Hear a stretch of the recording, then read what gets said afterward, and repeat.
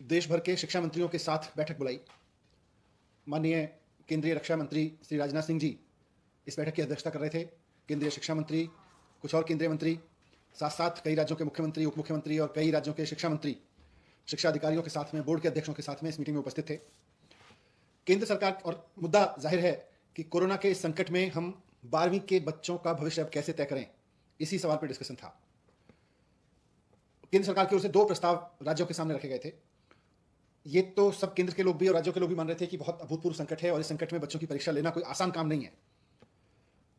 तो केंद्र सरकार के 2 प्रस्ताव थे। उसमें एक प्रस्ताव था कि हम 12वीं क्लास के जो बच्चे हैं उनकी परीक्षा लें, पहले के तरीके से लें, लेकिन कुछ चुने हुए सब्जेक्ट्स की ही परीक्षा लें। जैसे लगभग 200 सब्जेक्ट्स हैं, उन 200 सब्जेक्ट्स में से केवल 20 मेजर सब्जेक्ट्स की परीक्षा लें और उनके बेस पर ही हर एक बच्चे के बाकी सब्जेक्ट्स के मार्क्स दें। ये एक प्रस्ताव था पहले। तो इस तरह से 19-20 सब्जेक्ट्स की परीक्षा लेके और 19-20 सब्जेक्ट्स में आए हुए नंबर्स के आधार पर, मार्क्स के आधार पर बाकी सब सब्जेक्ट्स को इवेलुएट उसी के आधार पर करें, ऐसा एक प्रस्ताव है। इसमें एग्जामिनेशन सेंटर्स वगैरह वगैरह सब वैसे चलेगा जैसे पहले चलता था। दूसरा उनका प्रस्ताव था कि परीक्षा लें, लेकिन उसका पैटर्न थोड़ा बदलें। स्कूल में ही परीक्षा हो, ऑब्जेक्टिव टाइप के क्वेश्चंस की परीक्षा हो, 3 घंटे की जगह 1.5 घंटे की परीक्षा हो और उसकी बच्चों की जो कॉपी चेक करने का काम है वो भी स्कूल में ही हो। तो ये उनका दूसरा प्रस्ताव था। और उसमें यह भी है कि बच्चों के सारे सब्जेक्ट्स की परीक्षा ना हो, लेकिन बच्चे तय कर लें कि उनको कौन से 4 सब्जेक्ट की परीक्षा देनी है या 3 सब्जेक्ट की परीक्षा देनी है। ये उनका ऑप्शन भी था। देश के अलग अलग राज्यों के शिक्षा मंत्रियों ने अपनी अपनी राय रखी।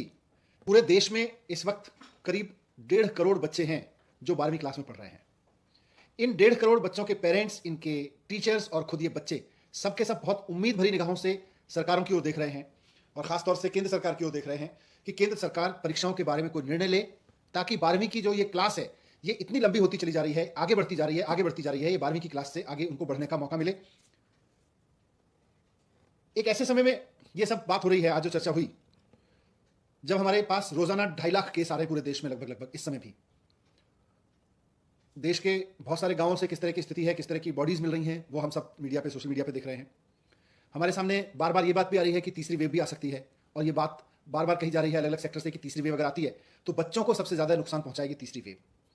बच्चों की सेहत से, बच्चों की सुरक्षा से खिलवाड़ करके हमें परीक्षा पूरा करने का शौक नहीं पूरा करना चाहिए। शिक्षण संस्थाएं, शिक्षा व्यवस्था अपनी एक अलग कंपल्सन रखती है। शिक्षा व्यवस्था कहती है कि परीक्षा होनी चाहिए, बोर्ड कहता है, बोर्ड की परंपराएं कहती हैं कि परीक्षाएं होनी चाहिए। शिक्षा की जो हमारे अभी तक की प्रैक्टिस रही है और शिक्षा की जो अभी तक हमारी समझ रही है वो कहती है कि पहले पढ़ाओ, फिर बच्चे की परीक्षा लो, उसके बाद में बच्चे को पास या फेल करो। लेकिन ये सब आइडियल वर्ल्ड की दुनिया है।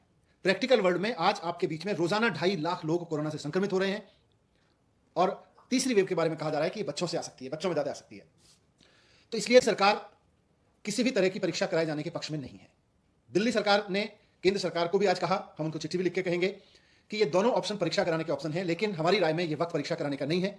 ये वक्त है कि हम बच्चों को जिस तरह से हमने 10वीं में किया है, 2, 3 साल या 1 साल की अलग अलग परीक्षाएं जो अभी तक ली गई हैं, हिस्टोरिकल रेफरेंसेस के आधार पर बच्चे का मूल्यांकन करें और उसको 12वीं की परीक्षा में हम उत्तीर्ण करें, उसको पास करके आगे भेजें।